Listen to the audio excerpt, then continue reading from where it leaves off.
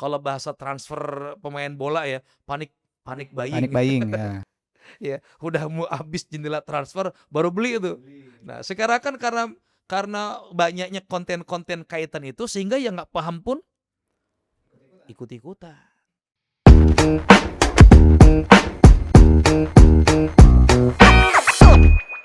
Bismillahirrahmanirrahim. Assalamualaikum warahmatullahi wabarakatuh. Waalaikumsalam warahmatullahi wabarakatuh. Baik sahabat YouTube channel Close the Book, alhamdulillah dalam kesempatan kali ini kita sudah kedatangan tamu yang luar biasa untuk membahas berkaitan dengan tema kita hari ini, berkaitan dengan masih takutkah kita untuk memulai bisnis kita. Nah, sudah ada di depan kita semuanya seorang ustadz yang beliau alhamdulillah sudah memiliki usaha terkhusus dalam hal catering ya. Sudah di depan kita semuanya, beliau adalah Al-Ustadz Muhammad Arif Prasetya. Baik, bagaimana Ustadz kabarnya Ustadz? Alhamdulillah Rabbil Alamin, sehat walafiat. Mudah-mudahan Alhamdulillah. antum juga dan seluruh penonton juga senantiasa dalam lindungan Allah. Amin. Keluarga sehat semua Ustadz? Alhamdulillah. Alhamdulillah. Sehat semuanya. Alhamdulillah. Baik, ini Ustadz Arif Prasetya, Masya Allah beliau sudah memulai bisnis atau usaha lah Ustadz ya. Yeah. Kita sebut sebagai usaha. Mungkin sudah berapa lama Ustadz ya kita? Kalau saya ingat memulai usaha awal itu di bulan Desember 2005. 2005. Wow, berarti sudah hampir 20 tahun Ustadz ya? Alhamdulillah. 20 tahun. Oke. 20 Tapi tahun yang kurang lebih. antum tekuni saat ini yang artinya mungkin kan dari 20 tahun itu apakah sama sampai saat ini di 2025 atau memang mencoba beberapa kali Ustadz? Kalau lihat dari produk-produknya ya, atau passionnya, ternyata memang passion dari masak ini udah jalan dari dulu. Oh, memang Jadi, antum suka. Meskipun Oke. usaha pertamanya bukan dimasak, tapi ternyata dulu saya pernah membuat satu usaha yang juga nanti kita masuk dalam bahasan kita, mulainya itu gimana gitu ya. Itu juga dalam usaha urusan makanan lah, urusan percateringan gitu ya. Baik, sahabat sekalian, sebelum nanti kita mengulik lebih dalam berkaitan dengan bagaimana beliau ini memulai bisnis beliau, coba kita mau tahu dulu bisnis yang antum tekuni saat ini. Tadi beberapa passion, tapi sekarang lebih suka ke arah apa catering ya? Catering. Catering mungkin bisa dijelaskan kepada sahabat-sahabat kita pendengar podcast Close the Book. Yang antum saat ini tekuni itu bidang apa dan seperti apa gitu Ustaz? Baik, moderator atau host Ustadz Fathul Jannah dan juga para sahabat penikmat pemerhati daripada channel YouTube Close the Book Close ya. the Book ya. Jadi kalau kita memang atau saya lihat dari ini bukan berarti saya bicara di sini sudah expert ya dalam dunia ahlinya. Bisnis ini, tidak. Cuman alhamdulillah kalau bisa dibilang dari situ ternyata apa yang dicari oleh semua orang saat ini, alhamdulillah sudah dapat semuanya dari situ. Memulainya memang kalau bisa kita telaah ya. Jadi saya memulai dulu dengan mengenal kapasitas diri. Kan kita juga belajar di pondok ya, para sahabat yang juga pernah merasakan pondok kan juga disampaikan halakamruun lam ya'rif qadrah kan. Ya, rusak kalau nggak ada yang mengenal diri. Jadi nggak boleh nekat, kenali diri. Potensi kita apa? Ya, yang kedua kemudian dia mampu berpikir atau melihat kepada pasar atau peluang. Ya. Nah, tadi saya bilang meskipun awal usaha di Desember 2005 itu peluang tuh saya lihat. Ya, jadi ada orang Malaysia, saya masih kuliah di Mesir waktu itu. Kemudian orang-orang kebingungan bagaimana telepon ke Indonesia. Oh iya. Kalau sekarang mah gampang, video call aja bisa kan. Zaman itu belum ada. Telepon tuh masih menggunakan PC. Masih jarang dulu mahasiswa punya laptop. Oh keren sekali masih punya laptop tuh. Saya masih ingat dulu pakai yang punya hard disk 80 giga itu udah sultan pada waktu itu. Udah hebat. Ya 80 giga loh itu ya. Ya, jadi melihat peluang, orang-orang itu mau nelpon ke Indonesia susah. Saya ditawarkan oleh orang Malaysia untuk kalau bahasa sekarang mungkin kita investasi ya. Ya, uang yang kita keluarkan dibelikan beberapa kartu, kemudian itu bisa dijual kembali. Nah, keuntungannya dibagi ya, gitu katanya. Ini peluang pertama. Selanjutnya ketika 3 tahun setelah itu ya, saya menikah, bawa istri ke sana, itu lagi-lagi juga dari peluang. Musim dingin, Oke. orang itu malas masak. Jadi kita bikin menu-menu Indonesia waktu itu ada 4.000-an orang ya. 4.000-an orang, kita bikin menu yang cocok untuk makan pagi. Karena musim dingin mereka malas keluar, malas masak. Malas Kita masak, bikinkan iya. apa? Nasi uduk. Dan ternyata kalau lihat dari saat ini, saya sudah memulai jualan online sebelum ada jualan online. Karena istri saya itu di depan komputer menggunakan Yahoo Messenger, siapa yang mau beli bisa Bisa pesan, japri gitu kita Sat, ya. deliver, Oke. japri waktu Oh, itu. Jadi nanti kita udah diantar mulai ke ternyata itu. mahasiswa-mahasiswa ya. Betul. Dan peluang ini pun saya pernah pakai tahun ketiga di Mesir, saya dipercaya menjadi ketua IKPM cabang Mesir. Dan waktu itu memang kebanyakan untuk menghidupi sekretariat itu dengan meminta kepada para senior yang ada di KBRI. Oke. Nah, kita nggak mau hanya sekedar itu. Peluang lagi nih. Kita bikinkan nonton bareng Piala Champion misalkan ya. Ya, Ya kan kalau di sini tengah malam, kalau di sana kan habis Isya. Enak jadi. tepat banget ya. Tepat diundang ke sekretariat KPM, di situ kita ajak teman-teman yang punya kemampuan untuk dagang. Bikin martabak manis, bikin martabak telur dijual, itu masuk kepada kas dan ternyata luar biasa. Jadi memang kalau dilihat dari apa yang sudah kami jual selama ini ya. Saya kalau dilihat pernah saya catat ya, setidaknya 26 item yang pernah saya jual. 26. Termasuk kayak momennya mau puasa, mau lebaran pasti saya jualan sarung. Dan jualan sarung bukan bijian ya, tapi kodian. Karena kita kontak ketua majelis taklim, kontak ketua DKM, gitu kan. Momen jadi, peluang ini adanya di mana? Ya, termasuk sekarang yang terbaru sekali yang sedang saya geluti ya di produk kuliner itu adanya masakan jadi ya. Masakan jadi yang itu kita targetnya adalah untuk orang-orang yang di perumahan yang sudah tinggal berdua.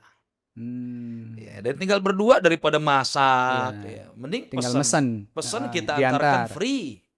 Gitu kan. Jadi daripada beli kayak bikin capcay, bahannya apa aja coba? Harus beli berapa? Masa beli wortel cuma 2 biji kan nggak mungkin. Ya, beli kembang kolnya cuma 1/4 nggak mungkin. Mendingan beli 10.000 udah nyampe ke rumah. Kan gitu. Jadi pada dasarnya kalau saya lihat ya itu adalah melihat bisa dari sisi kita mengenal potensi, kemudian yang kedua peluang. Ya. Baik Sat. Insya Allah luar biasa ya, berarti sudah hampir 20 yang item yang dulu dijual. Iya, kalau kita kan orang nggak pernah tahu ya, yang mengenal saya sekarang ya nggak pernah tahu kalau saya pernah jualan pulsa, kalau saya pernah jualan gas tabung 3 kilo, kalau pernah saya jualan ikan frozenan, saya jual sepatu, sudah pernah semua itu. Bahkan termasuk produk dari ini kan salah satu dapur berkah ini salah satu dari supnya CV yang kami buat. Namanya DB Sinergi. Oke. DB Sinergi itu DB-nya dapur berkah. Oke, dapur ya, berkah. itu ada kisah sendiri kenapa kok disebut dapur berkah ya. Boleh ini Sat disepil sedikit mungkin kenapa diambil nama dapur berkah gitu. Sebelum nanti kita masuk ke ke tema kita berkaitan dengan yang jangan takut untuk memulai bisnis gitu. Apa Sat dapur berkah itu? Dapur berkah itu saya mulai 2019. 2019, 6 bulan sebelum COVID itu. Tapi di situ malah justru naiknya luar biasa. Karena kondisi COVID ya. Iya. Nah, lagi-lagi di situ peluang. Ternyata banyak orang yang butuh untuk pesanan makanan, lagi-lagi isolasi mandiri. Jadi dapur berkah itu ya kita masak di dapur. Dapur kami kecil waktu itu. Cukup dengan 2 orang aja udah senggol-senggolan. Iya, dan kalau ada masakan yang atau jumlah pesanan yang besar kita masaknya di garasi. Nah, tapi saya berpikir mudah-mudahan dari dapur yang kecil ini mampu untuk bisa membuka peluang usaha yang besar. Ya, keuntungannya bukan hanya untuk kita rasakan sekarang, tapi juga oleh orang-orang sekitarnya. Menarik tuh. Ya, dan alhamdulillah 6 bulan setelah membuat dapur berkahnya saja nih ya sebelum dibuatkan nanti CV DB Sinerginya. Kalau DB Sinergi ada 4 unit usaha nanti. Ada jasa kurir, ada hidroponik, ada catering service, dan ada wedding organizer. Wedding, Wedding organizer pun sudah jalan beberapa kali gitu ya. Ya, jadi apa namanya, peluang-peluang dari apa yang kita lihat itu ternyata alhamdulillah 6 bulan setelah pembuatan, catering, ya itu justru malah dari keuntungannya alhamdulillah bisa membawa istri umroh. Itu hadiah pertama itu dari situ itu ya. Total berarti sudah hampir 6 tahunan saat ya sampai Ya kurang sekarang ya. lebih sampai sekarang Khusus gitu ya. untuk yang Untuk dapur dapur berkah berkah ini ya, begitu. dapur Insya Allah berkahnya. sahabat, tadi ini Masya Allah beliau Insya Allah ya sudah mungkin sudah mengetahui lah Ustaz, apa namanya, asam pahitnya ya, Ya kurang kondisi lebih. bagaimana memulai bisnis begitu ya. Nah, kita langsung masuk Ustaz, pertanyaan yang berkaitan tentang mungkin sahabat-sahabat sekalian yang mendengar, mereka mungkin ada keinginan untuk memulai bisnis gitu Ustaz. Oke. Tapi yang sering kita dengar saat di lingkungan kita atau orang-orang terdekat kita itu mereka ada rasa takut gitu saat. Nah, kalau antum sendiri saat gitu, ketika sebelum memulai meskipun tadi ya sudah 20 kali jualan lain sebagainya gitu. Pernah nggak sih saat sebagai manusia gitu saat ada rasa takut atau rasa takut terbesar apa yang antum merasakan sebelum atau ketika memulai bisnis itu Zat? Oke, baik. Para sahabat dan juga Ustadz Fatul, di sini ada perbedaan antara saya dengan istri. Kalau saya orang nekat, istri bisa ngerem. Ya, kalau saya memang mungkin sudah paham bahwa yang namanya pengusaha itu harus siap dengan segala resikonya. Risiko ya Tapi benar. tidak nekat ya. Artinya kita juga kembali kepada tadi, Sudah mampu perhitungan ya. mengukur Ada gitu kan. perhitungan. Iya. Jadi kalau kita memulai, wah ada bisnis begini, ya. Ya kalau sekarang yang lagi rame MBG ya, tapi saya punya prinsip kenapa saya nggak menerima MBG. 6 bulan sebelum ada MBG, BGN pusat datang ke rumah, minta saya ikut bagian. Saya tidak mau, tapi saya tidak sampaikan di sini ya. Yang jelas ini masalah prinsip. Kenapa saya belum mau untuk membuka dapur apa namanya MBG saat ini ya. Jadi kalaupun dikatakan takut, sayanya selama ini kebetulan tidak ada. Tapi istri bisa ngerem. Nah kita ya di sini adalah bentuk daripada keadilan Allah ya. Kalau dua-duanya itu ngotot-ngototan, memang hancur. Memang harus ada yang pintar ngerem. Istri di sini lebih rasional. Awas, hati-hati, hati-hati. Dia kadang menjadi rambu-rambunya. Tapi kita sendiri kan pengen, wah ini kalau bicara keuntungan, bicara ini, pengennya ya terus. Selalu nambah Zat ya. Selalu nambah. Ya, memang pada akhirnya ya kalau urusan rugi, pernah saya rugi itu mencapai 25 juta. Ruginya bukan rugi sih ya, ditipu orang. Ya, ditipu orang. Ya, dan ini kalau keluar dari itu satu hikmah yang diajarkan adalah ketika memang sesuatu itu hilang. Dan saya teringat sebuah hadis, man qala inna lillahi wa inna ilaihi raji'un, Allahumma ajirni fi musibati wa akhlif li khairan minha. Dan ternyata Masya Allah terbukti betul. Terbukti. Ya, tapi ini nggak kita sampaikan di sini ya karena keluar daripada tema kita. Tapi yang jelas ya bukan berarti kita nggak boleh takut ya. Takut itu dalam arti masih Ada hal wajar lah gitu ya. betul. Perhitungannya. Betul. Ya Oke. kayak kemarin nih. Ada permintaan untuk penyediaan catering semacam MBG ya. Dengan harga sekian, sekian, sekian. Ya kita berani tolak. Kenapa? Kalau memang kita beranikan untuk menerima, yaitu hitungnya sedekah. Karena maksudnya sedekah di situ nggak ada keuntungan, gitu kan ya. Ya karena memang harus kitanya harus bisa membedakan kapan kita bersedekah, kapan kita berusaha. Tapi ini Sat, ada mitos gitu ya di kalangan orang-orang atau pemula sebelum mereka itu melakukan bisnis gitu Sat. Nah, antum pernah nggak Sat, mungkin ada orang yang datang, mungkin kan tadi yang mungkin antum sampaikan orang melihat kita itu sudah posisinya sekarang gitu, padahal nggak tahu kan tadi proses sudah 20 kali jualan A, B, C, D sampai 20 kali gitu. Akhirnya kan mungkin ada yang datang, wah antum enak sekali lain sebagainya gitu. Tapi mereka tuh kadang ada mitos gitu Tat, sebelum mereka memulai bisnis begitu. Nah, pernah nggak sih antum mendengarkan atau dapat apa itu namanya masukan atau curhatan lah dari teman-teman kita atau sahabat-sahabat kita yang mereka itu tidak mau memulai bisnis gara-gara mendengar suatu mitos, apa namanya mitos itu. Nanti jangan ini gitu, nanti 2 bulan 3 bulan pasti akan bangkrut gitu. Oh jangan nyoba ini, nanti pasti akan nggak berkembang gitu, nanti hilang dan sebagainya. Pernah nggak sih Tat? Kalau mitos itu enggak, cuman pernah ada dulu yang bilang kamu lahir hari apa, ya nanti usahanya harus begini, ya itu nggak saya dengarkan. Ya tapi ya alhamdulillah kalau selama ini ya saya ingat berarti ada beberapa orang yang sudah belajar langsung ke rumah. Ya bahkan satu produknya ini persis mirip ya. Ya gimana nggak mirip belajar sama kita kan? Ya itu nggak masalah kan itu. Tapi kalau mitosnya tentang nanti begini-begini ya namanya usaha sangat mungkin lah. Harus Ya, dicobalah Tat ya. dicoba karena kan kita bisa tahu nanti kurangnya di mana. Ya dan memang ya jangan takut lah untuk gagal. Tapi nggak boleh juga latahan.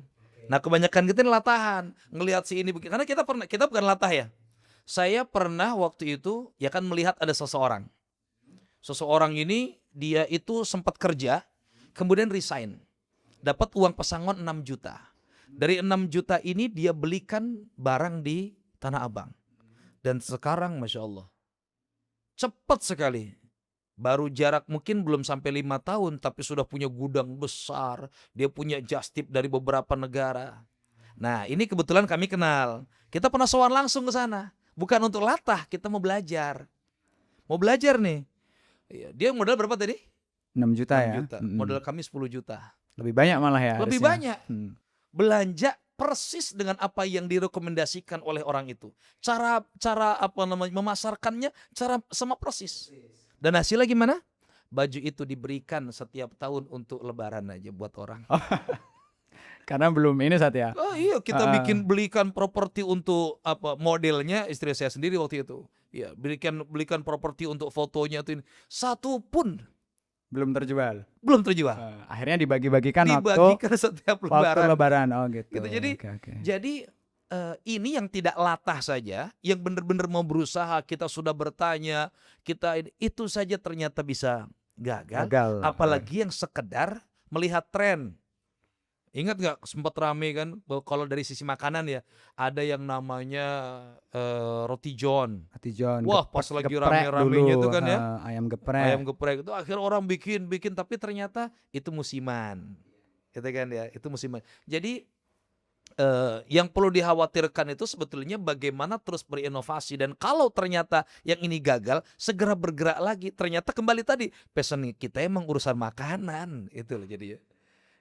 Ya. Seperti halnya Dapur Berkah nih ya, kan sampai sekarang punya 4 produk ya. 4 produk. Akikah, nasi kebuli, nasi box, dan catering service kan. 4-empatnya jalan nih alhamdulillah. Kayak pagi ini alhamdulillah ada pesanan untuk ayam penyetnya nih di nasi boxnya. Itu berjalan ada 100 box hari ini. Kemarin akikah. Ya. Tapi kan itu juga kita awalnya nggak langsung bikin 4-empatnya. Karena kita juga perlu ingat kan, ya bagaimanapun ayat pertama yang turun Iqra itu yang menjadi background atau menjadi muasal dari adanya podcast ini kan. Close the book, tutup bukunya, tapi apa? Baca. Ya. Itu kita bikinkan juga nggak langsung 4-empatnya. Karena Allah nggak suka sesuatu itu yang dikerjakan banyak tapi nggak mungkin gitu kan. Habis di sini, ke sini, ke sini. Kita awalnya pelan-pelan ini dulu, ke sini. Dan masing-masing punya cerita. Kenapa akikah dulu? Kenapa habis itu ada nasi kebuli? Kenapa habis itu ada nasi box? Kenapa habis itu catering service? Itu semuanya ada bertahap. Step-stepnya ya. Setelah yang satu benar-benar kita punya orang yang sudah siap untuk kita delegasikan. Ya kalau memang dari sisi passion ya, saya pribadi memang hobinya masak. Saya hobi masak. Nah setelah benar-benar sudah punya orang khusus yang bisa kita percayakan, baru kita bikin yang lain. Jadi kita juga harus mengukur ya diri kita. Kan kayak tadi kan, enak banget sih hidup lo. Ya enak bagaimana orang tidur tahu prosesnya kita, ya. Orang tidur kita bangun, masak jam 1 malam, masak jam 2 malam. Gitu kan. Oke. Insyaallah ya, luar biasa tatnya.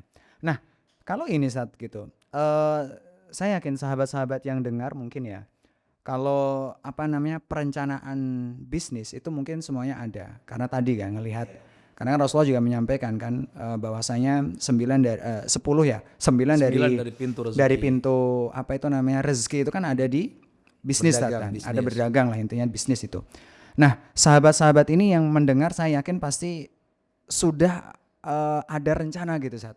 Ada rencana. Nah, bagaimana saat kita melihat sahabat yang seperti ini, mereka terjebak dalam sebuah perencanaan tapi tidak ada aksi gitu. Dan mungkin bisa nggak antum bisa bisa ngasih saran bagaimana untuk membedakan sebetulnya riset yang cukup dengan tadi penundaan tidak memulai bisnis gitu. Karena kan bisa ditanya kenapa kamu belum mulai gitu. Saya masih riset gitu, tapi risetnya 2 tahun gitu. Akhirnya sampai sekarang nggak mulai-mulai gitu. Nah, ada nggak ada nggak sih perbedaan yang dimaksud tadi riset yang cukup dengan tadi penundaan karena mereka takut gitu loh, nggak jadilah nanti alasannya riset gitu. Gimana saat itu? Ya kalau saya pandang sih mereka nggak kenal dirinya sendiri. Harusnya kalau mereka Oh ya. mengenal itu kan, dia sudah tahu.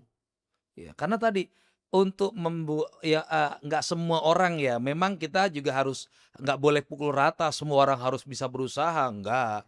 Ada yang memang kemampuannya dia hanya duduk, bisanya mengajar, selesai. Dia hanya bisa fokusnya emang jadi dosen, jadi guru, jadi pengajar, selesai. Kita nggak bisa memaksakan dengan orang yang seperti itu ya.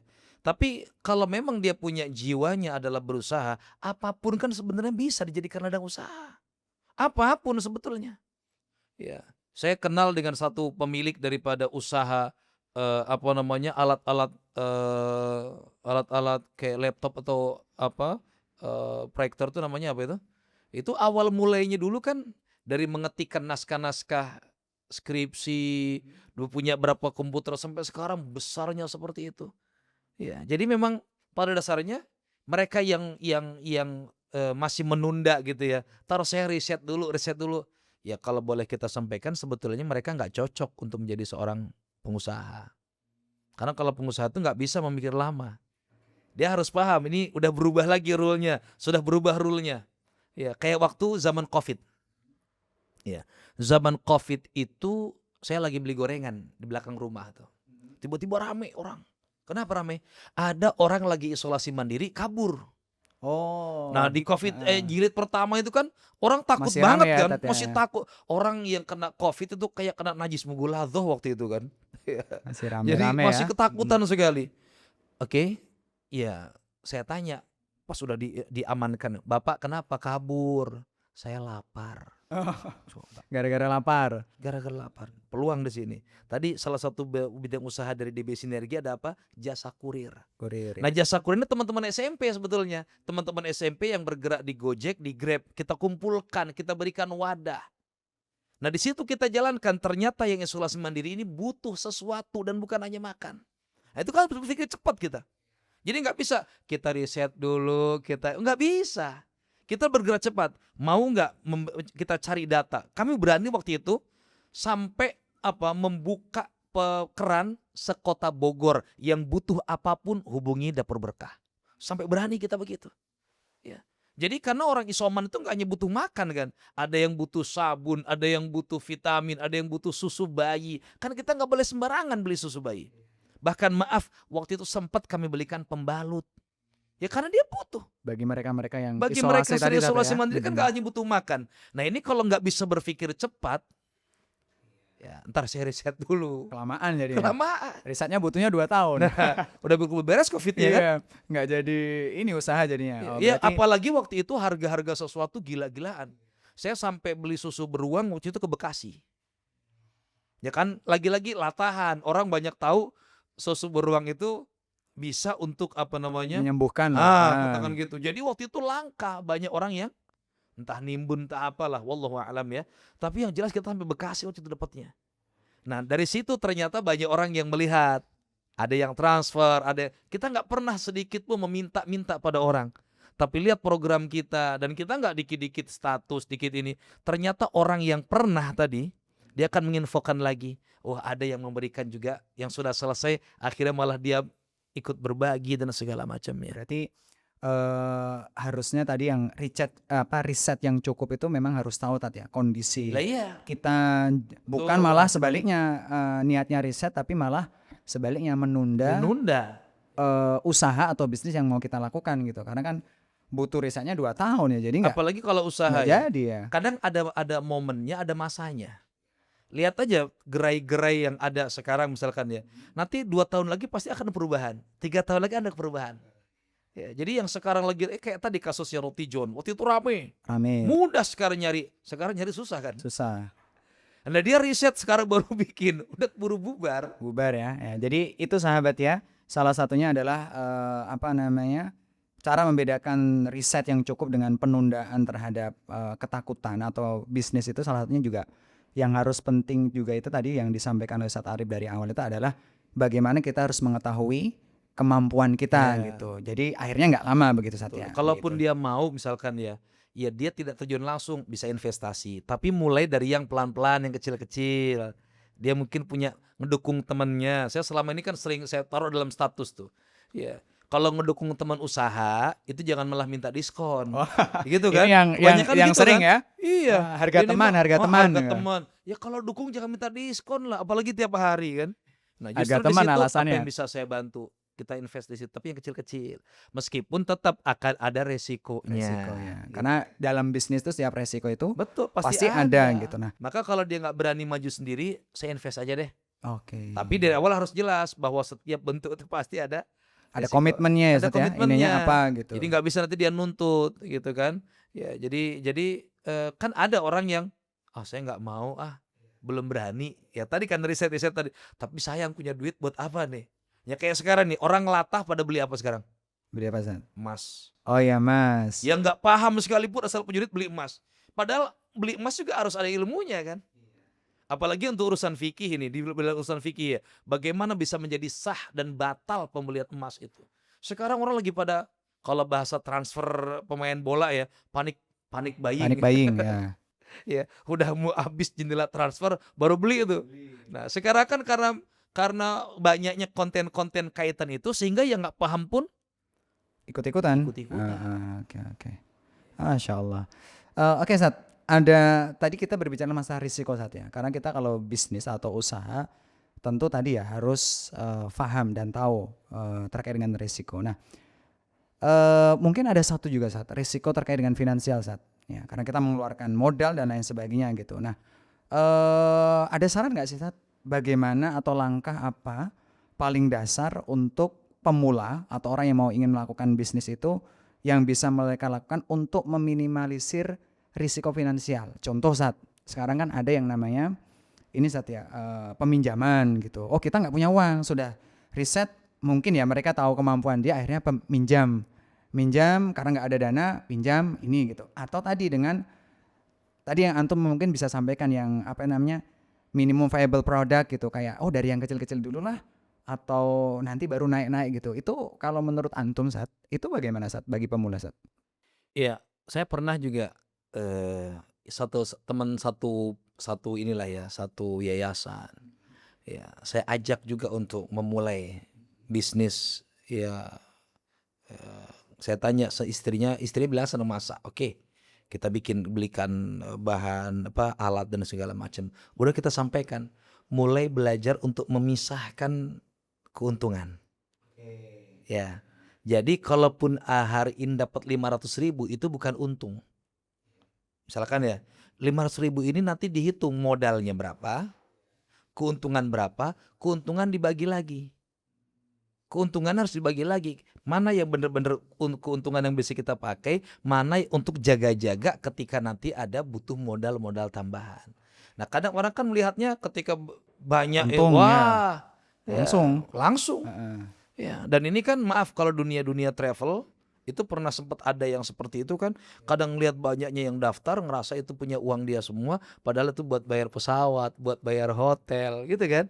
Keuntungannya berapa persen kan sebetulnya. Nah, jadi dia itu nggak paham tentang seberapa besar sih keuntungannya. Karena kalau untuk usaha, bisnis dalam bentuk apapun ya, dalam bentuk apapun itu mau tidak mau kan dia harus mengeluarkan dulu modal. Okay. Tapi dia juga harus paham, jangan modal yang sampai habis-habisan. Juga tadi lagi kembali kepada syarat pertama, mengenal kemampuan diri. Nah, sekarang kan pokoknya mah pinjem nggak apa-apa dah. Modal besar-besaran. Tapi ternyata dia nggak mikir berapa tahun itu nantinya. Ada keadaan kita nggak selalu sehat. Nanti anak makin gede, kebutuhan makin banyak segala macam. Jadi memang lebih baik yang kita punya itu dimanfaatkan disesuaikan dengan kemampuan kita daripada memaksakan Nanti sesuatu yang berakibat besar tapi belakangnya malah menjadi yang ini karena gitu Sat tadi ya. urusan di sini kan kita nggak bisa sih bicaranya gambling ya, usaha itu. Tapi emang keadaannya kayak gitu kan. Itu yang terjadi memang Sat ya Iya di kan? luar. Betul, dan orang-orang justru malah yang banyak itu malah seperti itu. Ya. Oh, Masya Allah. Oke Sat, kalau tadi masalah risiko ya, mungkin sahabat tadi bisa dapat bahwasanya tadi ya harus betul-betul ya dimanfaatkan yang ada dulu gitu, yang ada dulu sambil melihat kemampuan menyesuaikan dengan kemampuan kita gitu.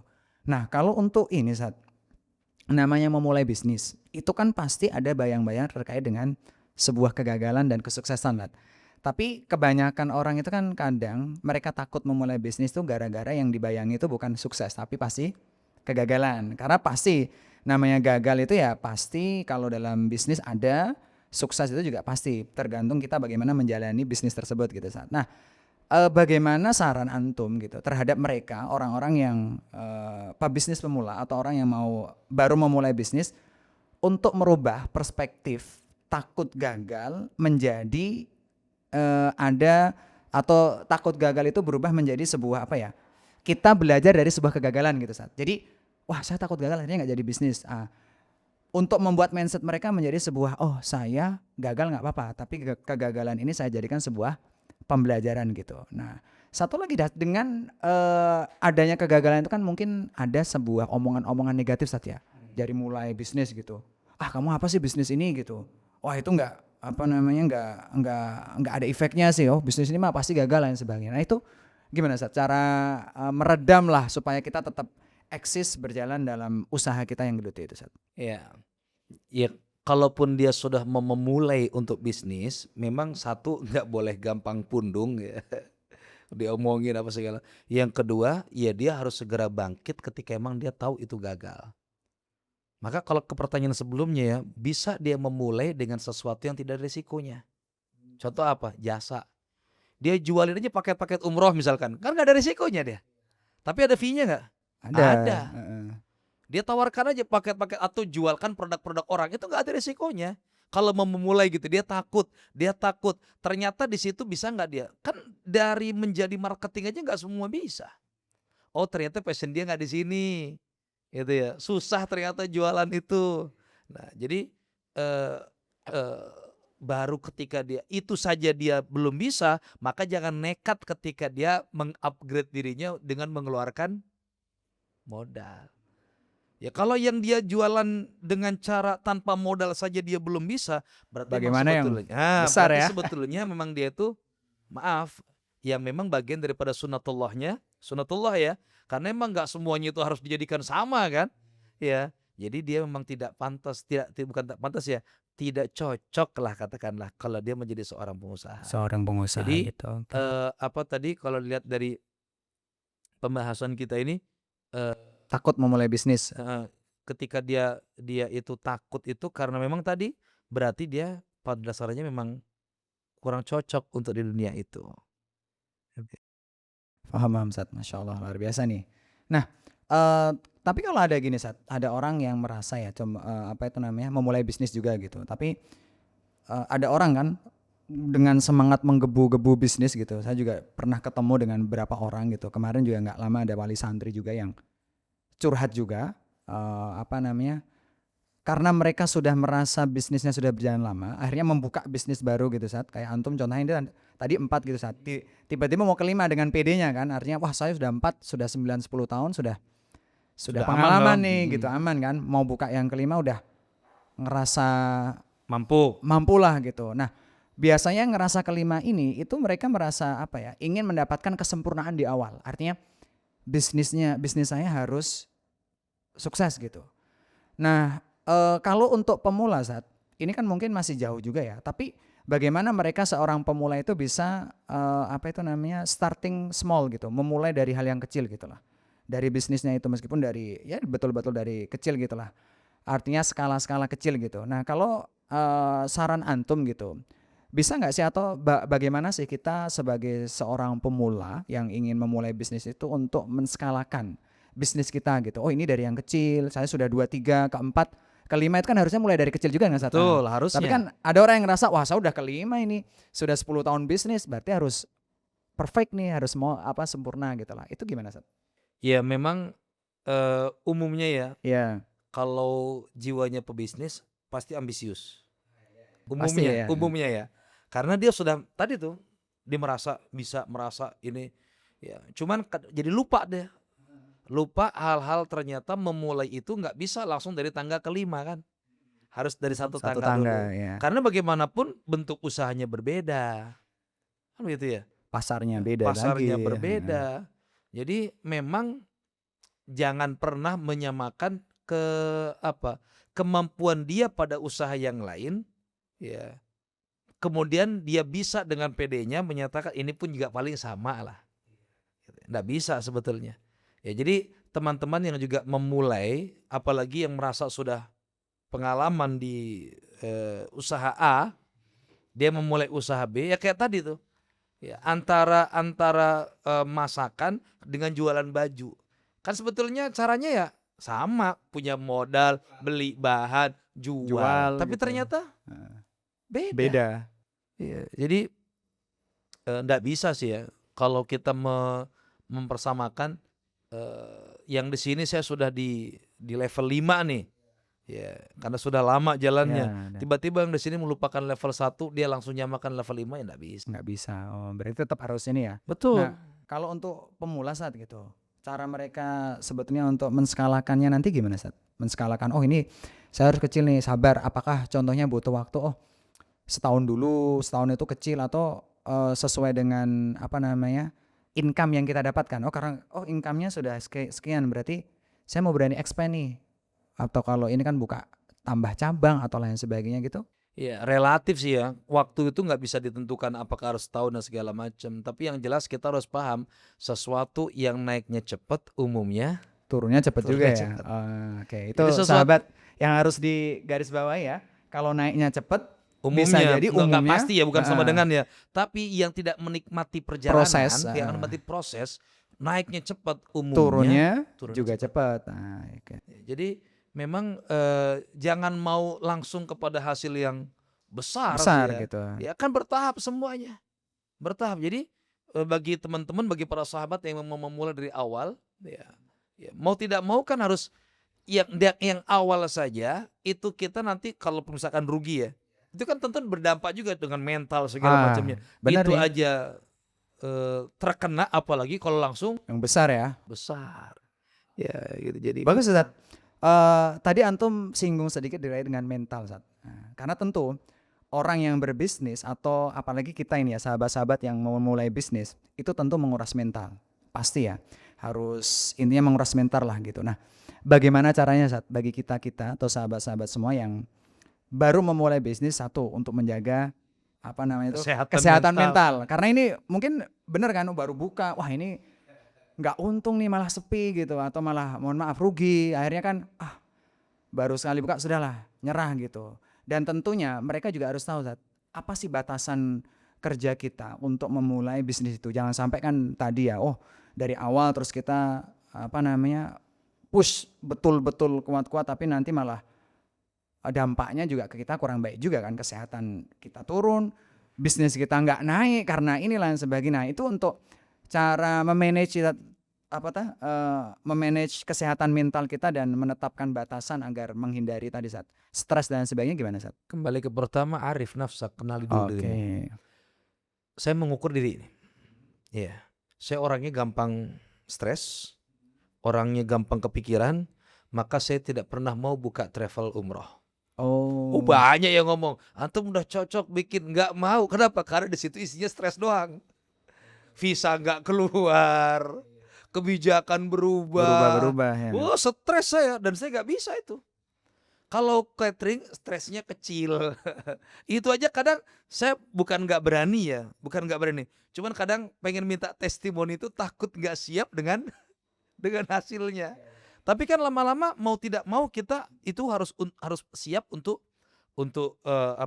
mengenal kita juga kan.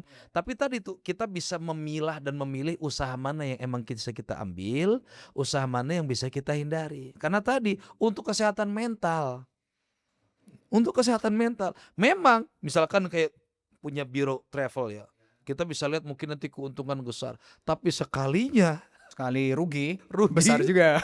Masya Allah. Untungnya besar, ruginya juga Ruginya besar. bisa Nah, besar gitu kan. Saat itu kan, nah saya nggak cocok di situ. Saya nggak cocok di tempat yang yang tingkat stresnya terlalu tinggi. tinggi. Saya nggak bisa. Nah kita mengenal diri kita kan. Jadi nggak sekedar banyak omongan-omongan orang yang apa namanya bikinlah ini mudah kok apa segala macam. Apalagi yang sudah sering bolak-balik bisa. Tapi saya mengenal mengenal apa namanya diri saya. Ya nggak bisa ya kan itu nanti bisa di manage bisa di apa ya, tapi kalau udah bicaranya adalah force major kan nggak bisa Kita nggak bisa memprediksi ya. nah ya jadi itu juga perlu kita pertimbangkan gitu kan. Jadi udah kita pilih-pilih deh mana yang kira-kira bisnisnya sesuai. Ya kan kalau bisnis itu nggak sebetulnya banyak kok, besar kok. Peluang itu dari yang musiman, udah ikut jualin apa sapi lebaran. Itu kan bisa mendapatkan keuntungan. Jual sarung sebelum lebaran, baju sebelum lebaran. Kita nggak usah butuh modal, jadi reseller aja gitu kan. Itu kan bisa sebetulnya. Iya, yang memang peluang resikonya itu tidak terlalu besar sehingga kesehatan mentalnya pun bisa terjaga. Ya. Oke, Sat. Tadi untuk mental saja. Tapi ada juga sahabat-sahabat kita ini yang baru memulai bisnis ini, mereka ada rasa ketakutan terkait dengan ini, Sat. Biasanya kalau memulai bisnis ya, itu kan mereka takut tuh dalam apa biasanya? Modal, waktu, skill. Karena mereka, wah saya waktunya ini, modalnya sekian, skillnya saya nggak punya skill gini-gini gitu. Nah, bagaimana cara memanfaatkan ini, Sat? Apa itu namanya? Sumber daya yang contohnya non modal gitulah, tanpa waktu atau lain sebagainya gini. Seperti kayak jaringan, kita punya teman-teman ini atau lain sebagainya, atau mungkin keterampilan kita. Mungkin kan tadi antum sampaikan banyak ya. Kayak di tempat-tempat lain kan, oh dia pintar desain ya, sudah ngedesain, dijual desainnya, laku juga sebetulnya. Kita hanya butuh apa itu namanya internet jaringan atau gitulah. Nah, gimana sih cara memanfaatkan apa namanya sumber daya itu yang non modal ya, yang tanpa apa tadi modal, waktu, skill itu, Tat? Ya. Perlu diingat bahwa memulai usaha itu kitanya nggak bisa setengah-setengah kan. Sebelum bicara masalah tadi itu ya. Misalkan tadi saya sebenarnya ngajar tapi juga pengen mendapat tambahan dari ini gitu. Ya akhirnya waktunya kan juga nggak maksimal. Ya nggak bakal berjalan. Maka mau tidak mau dia harus memilih mau fokus yang mana nih. Ya saya masih ingat dulu kan. Itu saya memulai usaha harus melepas jabatan kepala sekolah. Ya, karena nggak enak. Kepala sekolah masa izin-izin apa masak gitu kan.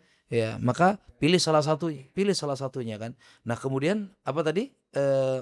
Memanfaatkan jaringan. Nah, jaringan tadi itu kan. Teman ini lain sebagainya gitu. Itu untuk saat ini mau tidak mau atau menjadi bagian terbesar salah satunya nanti di situ. Jadi kita harus bisa memanfaatkan betul ya. Bukan manfaatkan dalam arti negatif ya. Tapi saat ini kan kitanya ya, bagaimana mungkin bisa dikenal, bagaimana mungkin bisa berkembang kalau bukan dari orang-orang terdekat kita. Ya. Jadi mulai kalaupun tadi misalkan ya yang tadi dia sambil kerja atau apa, dia jadi part time. Ya kalau mau aman mah yang semuanya bisa digunakan lewat HP lah. Ikut jualin ini, ikut jualin itu, reseller, reseller itu bisa. Ya, bisa dia enggak apa namanya dan itu kadang kan hanya butuh untuk pasang status. Ya. Upload gitu saja. Ya, tapi kalau dia sudah memulai lebih daripada itu, ya dia enggak hanya bisa mengandalkan pada jaringan. Dia betul-betul harus terjun sendiri. Ya, harus memutuskan mana yang akan dia pilih mana gitu yang ya. Ada kemarin curhatan seorang guru ya. Guru anaknya 2 di pesantren butuh tambahan, pengen jual mie ayam di sela-sela pulang sekolah gurunya. Saya bilang nggak akan jalan. Capek sendiri tadi. Pasti. Lah masa mie ayam buka dari jam 5 sore sampai udah kesorean. Peluangnya lebih tipis meskipun kita yakin namanya rezeki mau diatur gitu ya. Cuman kan kita juga perlu berpikir harus rasional juga juga. Dan ini mau menggunakan jaringan sebanyak apapun ya waktunya nggak tepat juga akan sulit, jam-jam segitu banyaknya hujan misalkan gitu kan. Kan pikiran juga resiko-resikonya. Iya, belum lagi kalau misalkan, ya udah saya mah buka pas lagi pengen buka aja, kalau pas capek atau apa nggak buka. Lah kalau usaha hari ini buka besok tutup, buka ya nggak akan berjalan maksimal. Ya gitu. Jadi satu sisi memang jaringan itu dibutuhkan, tapi sisi lain kitanya pun nggak bisa kalau cuma setengah-setengah. Justru dari diri kitanya yang memang harus apa ya, totalitas gitu Totalitas ya. ya. Gitu kan. Ya, ini yang kadang masih, ya si ini bisa kok pagi ini, sore ini. Kerja sore part time ini bisa gitu. Ya, dia belum punya keluarga misalkan. Bisa. Nggak bisa dicontoh kemarin udah punya keluarga. Gitu kan. Anaknya masih satu gitu. Nah, misalkan nih anaknya masih satu, yang ini anaknya udah 5, ya kan 3 nggak bisa. susah. Jadi nggak bisa menyamakan ya kemampuan seseorang dengan kemampuan kita. Kita Nggak sendiri. bisa. Berarti tadi yang paling tepat itu ya harus tahu kondisi passion kita gitu. Iya. Oke. Nah, kalau masalah ini Sat, mentor atau komunitas, seberapa penting sih Sat untuk memulai bisnis itu kita punya mentor atau teman lah atau komunitas gitu bagi bisnis sahabat-sahabat yang pemula gitu. Menurut antum tuh penting nggak Sat punya mentor atau komunitas pemula? Kalau boleh disampaikan, sangat dan harus. Oke, kenapa Sat? Kami di Akikah punya namanya Aspakin, Asosiasi Pengusaha Akikah Nasional. Itu dalam hal apapun kan, artinya kalau urusan akikah ada grup WA-nya kalau sekarang kan.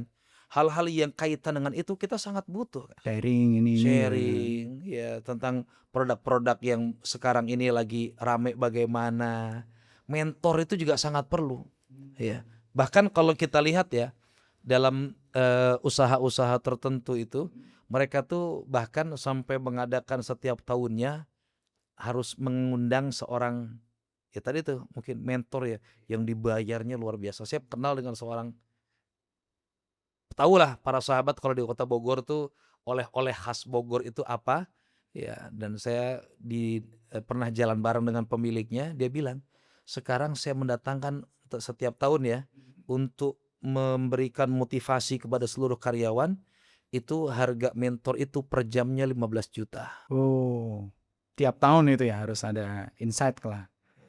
Meskipun Allah itu maha adil ya, mentor ini dia mementorkan ke beberapa usaha berhasil, tapi dia bikin usaha selalu gagal. Oh, Ini maha adil Allah ya. itu adil ya. Adil. Beliau mungkin ahli dalam ini memberikan nasihat mentor gitu, tapi melaksana secara langsung Ya kita nggak bisa bilang apa ya lo hanya ngajarin ngomong orang lain saja aja gitu bisa Sat, ya. gitu ya. Kalau urusan dalam urusan agama nggak bisa kita katakan kaburo maktan ya. Anak-anak santri paling paham ya. Kan bukan begitu. Saya melihat justru malah bentuk keadilan Allah di sini. Dia bisa dalam memberikan Ngasih ininya, motivasi menghitung ini. ini. Ternyata ketika dia jalankan sendiri, jalan sih beberapa tahun. Tapi yang saya tahu sekarang semua usahanya pada gede-gede dia bikin. Oh, Besar-besar. Ternyata tutup satu persatu. oh, Insya Allah. Jadi tapi mentor itu perlu. Ya. Saya ada orang pengen belajar bikin akikah, yuk. Akebuli, yuk. Kita ajarkan ini dan segala macam. Kenapa kok kita nggak takut ya? Ya, ini alhamdulillah saya di BNN termasuk pengisi rutin. Ya, kan di BNN yang di Lido tuh, di Narkotika Nasional tuh ya, badan yang jadi tempat untuk para ya pesantrennya mereka rehabilitas ya. rehabilitas Ya, ya. makanya kalau lagi saya ke sana, tim saya nggak boleh foto video wajahnya, nggak boleh itu. Itu saya di situ diundang sebagai apa? Pengajar masak nasi kebuli. Bagi napi-napi di situ Biar ya, nanti ketika mereka itu keluar salah satu usahanya itu nanti gitu ya. ada bayangan. Ya. Kenapa nggak pernah takut untuk ngajarin mereka apa segala macam? Ya. Satu, saya merasa dulu saya bikin apa-apa itu sulit. Ya, saya pun punya mentor, saya belajar ya. Ya. Tapi sekarang ini biar memudahkan mereka. Tapi saya yakin meskipun kita berikan, nggak mungkin loh mereka bisa bikin yang sama rasanya. Saya yakin itu. Beda tangan, Beda rasa. beda rasa. Jadi nggak usah terlalu takut.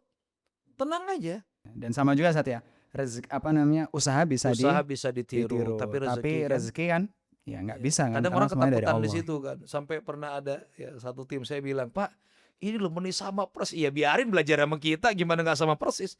Tapi kan kita berpikir positifnya, alhamdulillah gara-gara ini dia bisa menghidupi keluarganya. Saya yakin ada pahala kita di situ.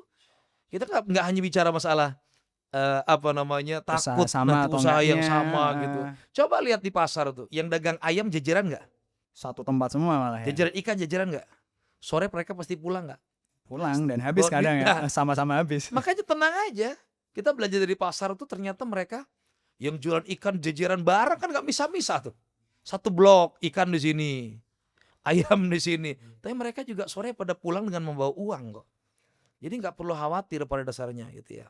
Jadi mentor itu karena dari mentor kan bukan hanya diajarkan cara, tapi memanage, ya, tapi mengatur, dan kita perlu mendengar mendengar masukan Nasihat, itu, nasihat masukan, itu saran apa? gitu ya. Masya Allah. Oke, Sat. Kita sudah ada di ujung ini, Sat ya. Nah, apa saran antum saat ini bagi sahabat-sahabat yang dengar ini, yang tentu yang ketika mereka mendengar podcast kita ini, mereka masih ada ketakutan atau keraguan gitu. Ada nggak sih saran yang mungkin antum bisa sampaikan untuk mereka? Apa yang harus mereka lakukan selama mungkin 1 hari ke depan atau 24 jam ke depan untuk memecah rasa ketakutan mereka untuk memulai bisnis gitu, Sat? Mungkin bisa disampaikan apa, Sat? Baik, para sahabat sekalian, jadi bentuk keadilan Allah, Allah ciptakan manusia itu berbagai macam kemampuan ya. Jangan pernah memaksakan sesuatu yang kita nggak pernah mampu. Karena pasti kacau. Bisa manjat nggak? Bisa. Tapi mikir gimana caranya. Kalau emang nggak bisa, bilang nggak bisa. Karena kalau dia memaksakan manjat, jatuh. Karena manjat ada tekniknya. Manjat pohon kelapa, ada tekniknya. Manjat pohon pinang, ada tekniknya. Manjat pohon rambutan. Dan setiap pohon itu cara manjatnya Beda-beda ya. begitupun usaha kan. Usaha juga beda-beda. Ada yang mudah, ada yang sulit. Tapi kalaupun misalkan yang mudah saja kita belum berani untuk manjat pohon itu, maka berarti kita emang nggak bisa manjat pohon itu. Allah takdirkan kita yang menikmati pohon itu saja. Jadi kalau teman-teman yang merasa udah siap untuk berbisnis, ya mulai untuk berbisnis, kenali diri kita ini passionnya kemana. Ya. Kalau nggak nemu-nemu juga, saya riset, ya udahlah, duduk manis saja. Jadi staff, jadi karyawan yang memang sudah pasti mendapatkan Gaji. gaji tetap. Ya, karena kalau bagi pengusaha itu harus siap-siap tiap bulan, apalagi yang tadi tuh ya, kalau dia nekat pinjam dan segala macam, tiap bulan hanya mengumpulkan untuk menutupi itu kan. Apa nggak stres coba? Muter-muter gitu. Muternya, yang dia pikirkan dapat duit itu bukan untuk jalan-jalan sama anaknya. Bukan untuk jalan-jalan sama istrinya. Tapi bagaimana biar dapat duit menutupi cicilan Iya, itu. Kan cicilannya. gak nikmat kayak begitu. Ya, jadi tidak bisa dipaksakan. Ya, jadi teman-teman, para sahabat yang mau memulai bisnis, yuk kita kenali diri kita ini apa sih? Kita ini masuk di jajaran pebisnis atau bukan? Ya, pebisnis ini sebenarnya kalau pebisnis mau apa saja dia bisa sih, ya, dijual ya. Ya, asal milik dia sendiri kan. Kalau punya orang kan maling namanya itu ya. Bahaya. Baik, sahabat itu ya, salah satunya harus tentunya lah harus tahu kapasitas diri. Tadi yang disampaikan oleh Ustaz Arif, halaka mru'un lam ya'rif qadrah ya. Kalau kita nggak tahu diri kita, kapasitas kita paksakan juga Ya akan rusak. berbahaya kepada Bahaya, diri nggak kita bisa. sendiri gitu. Nah, Tat, sebagai penutup nih, Sat, ada nggak, Sat, mungkin satu filosofi atau kalimat penyemangat bisnis gitu yang mungkin selalu antum pegang, yang siapa tahu, Sat, kalimat ini atau motivasi ini bisa berdampak kepada sahabat-sahabat kita, Sat, untuk berhenti takut memulai bisnis. Kira-kira apa, Sat? Nggak usah panjang-panjang, mungkin yang bisa langsung ngena ke hati para sahabat ini, Sat. Kebetulan nggak punya ya. Oh, nggak ada, Sat. Karena saya dulu hanya berpikir dengan bisnis, ya kalau pikiran saya rasional. Kalau saya tetap duduk di sini, gaji sekian, anak kebutuhan makin banyak, saya nggak bisa. Bukan nggak bersyukur ya, tapi saya harus memulai karena saya punya mimpi yang banyak. Saya harus memulai karena punya cita-cita yang banyak. Karena saya harus memulai karena mau membahagiakan orang-orang di sekitar saya. Jadi, dan ternyata ya niat itu alhamdulillah. Ya, ternyata dari memulai peluang, dari peluang ya, saya bisa hajinya pun gara-gara peluang. Ya kan? Karena tahu peluangnya tadi. Jadi hal yang dicari oleh orang, ya alhamdulillah sudah kita dapatkan semuanya. Karena tadi eh, jangan takut memulai bisnis. Kalau emang takut, berarti emang bukan bagian dari para pengusaha, bisnis. Jangan pebisnis pengusaha. gitu Iya. ya. Iya. Baik, Masya Allah, sahabat tuh penutup yang cukup dalam ya mungkin ya. Tapi dari penutup tadi yang disampaikan oleh Ustadz Arif yang saya garis bawah itu adalah tadi yang antum sampaikan itu adalah niat, Ustadz. Kita niat untuk membahagiakan keluarga kita itu kan bagian daripada sebuah ibadah ya. Karena Dan itu mungkin harus dibuktikan loh. iya, Harus karena dibuktikan. itu kan bagian daripada ibadah, Ustadz Kalau ya. yang kenal dengan saya mungkin tahu, saya di rumah anak 5, tapi masih sering mengajak istri saja jalan berdua. Jalan-jalan. Orang mikir anak kemanain, ya ada waktunya kita juga. Karena niat awal saya dulu, salah Membahagiakan satunya, mereka ya ada gitu. waktunya dengan anak-anak, ada waktunya emaknya doang gitu kan. Ya karena dia juga butuh, kita juga butuh privasi waktu berdua. Sekedar hanya makan bakso aja gitu ya. Ternyata itu juga kita butuhkan. Memberikan insight juga, Betul. Ustadz ya. Jadi itu sahabat ya, niat bisnis pun mungkin salah satunya yang disampaikan oleh Ustadz Arif tadi yang saya ambil kesimpulan adalah bagaimana termasuk kita memulai bisnis itu dengan niat. Niatnya apa? Tentu ibadah juga ya. Membahagiakan orang-orang terdekat kita, anak istri kita atau orang tua kita, itu pun bagian daripada sebuah niat yang baik dan ibadah lah insya Allah ya, untuk meniatkan kita niatkan memberikan kebahagiaan lah kepada mereka keluarga kita. Baik sahabat sekalian, Masya Allah ini kita sudah panjang lebar membahas berkaitan dengan jangan takut memulai bisnis. Semoga sahabat sekalian bisa mengambil banyak pembelajaran di sini. Saya sedikit ingin merangkum yang pertama tadi yang Ustadz Arif sampaikan sebelum kita memulai bisnis tentunya adalah satu, fahami dan kenali diri kita masing-masing. Apa kemampuan kita dan bagaimana cocoknya diri kita itu apa. Jangan terlalu dipaksakan gitu. Kedua, harus pintar-pintar untuk mencari peluang. Mencari peluangnya apa, dan tentu kalaupun kita belum bisa mendapatkan peluang tersebut, minimal adalah bagaimana kita bisa menggunakan gawai kita atau gadget kita menjadi reseller atau lain sebagainya dari hal kecil-kecil gitu. Dan yang ketiga adalah istiqomah. Jadi bisnis itu ya tentu pasti ada risikonya gitu. Jadi istiqomah, pelan-pelan. Kalau tadi sampaikan beliau 20 item yang sudah beliau coba, dan itu Masya Allah cukup panjang gitu. Nah, itu ya sahabat sekalian, terima kasih Ustadz Arif atas waktunya, atas ilmunya. Semoga bisa memberikan insight kepada kita semuanya. Bagi sahabat kita semuanya, kita doakan semoga usaha antum semakin berkah, berjalan, memberikan dampak yang baik kepada masyarakat, tentunya bagi sahabat-sahabat sekalian.